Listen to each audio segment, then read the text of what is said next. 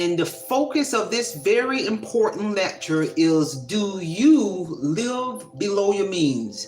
Do you live below your means? If you regularly exceed your budget and spend more than what's coming in, either for some spending categories or all of them, that's a clear sign that you are living above your means. If you have more than enough income for the basics, but you indulge in eating out, the fancy restaurants, lavish vacations, overspending on clothes, cars, and at the expense of future needs, such as having adequate retirement savings or being able to send your child to college without going into a boatload of debt, then that's a high probability that you are living above your means.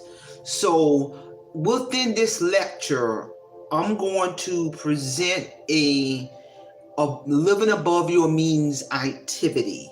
So get a pencil, get a piece of paper, something to write with. I'll give you a few minutes to do that before we go into this activity of living above your means. So go ahead and do that.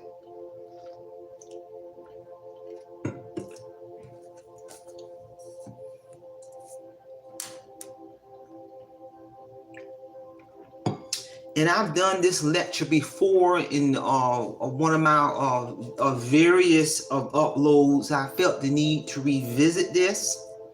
So if you got that pencil and piece of paper, here we go. On that paper, I need for you to number 1 through 10 on your paper. 1 through 10. And I'm going to read some questions that I want you to either answer yes or no. And be honest. Here we go. Number 1, do you live paycheck to paycheck? Yes or no? Number 2, has your credit score dropped? Have you stopped your retirement contributions? Does a high proportion of your income goes to housing above 30%?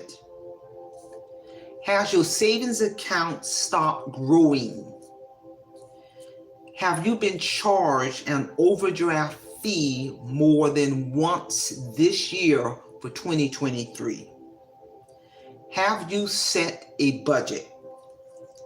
Are you leasing a car you cannot afford to buy? Are you only making minimum payments on your credit cards? Do you have an emergency fund at a minimum of 6 months worth of money saved up to pay all of your bills for 6 months at the minimum? So if you answer yes to most of these questions, it is a strong indicator you are living above your means. And unfortunately, living above your means is all too easy to do. And while a few weeks or months of spending more than you earn may not be a major problem, however, overspending on a regular basis will likely catch up to you in the form of high debt and neglected savings and retirements and etc. So it is very important to create and stick to a spending budget that can help ensure that you can afford your bills and basic expenses and still have the money left over to save for things you want in the future. So ladies and gentlemen, I hope you all have gotten something out of this very important topic and lecture and activity.